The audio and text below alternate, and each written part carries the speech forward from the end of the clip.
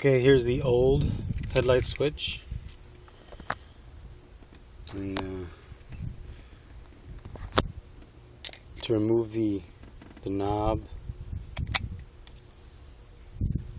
there's this little button on the bottom.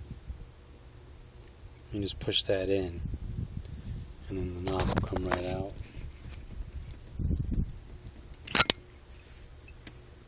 And of course you'll need to save this to put on the new one. This is the old one.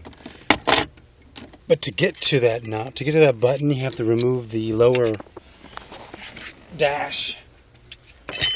And there's an access hole right here. You'd be able, when it's in place, you'll be able to pop the old knob out by pushing that button. But to remove the old switch, you have to unscrew this little retainer, which simply screws through the dash. There's a little piece of plastic here, very flimsy, there's not much to it.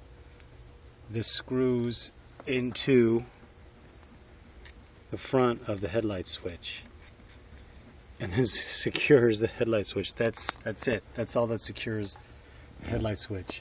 Once you screw that in, that little edge of plastic holds the headlight switch in place. The hardest part, getting the dash off, you got to take off all these screws along the top here of the bottom half of the dash, and then disconnect all these different wiring harnesses that are connected to the dash.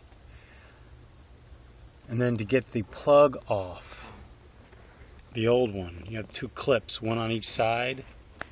You can't possibly get them off by putting your hands up through there and prying them off. What you do is you use that same access hole that you use to push the button to release the knob from the old one, and then you drop the old, then to get the old plug out, you use a flathead screwdriver and you pop the little clips that clip on to these little tabs. You'll pop one off and then you pop the other one off. It's never as easy as it sounds, but it's doable.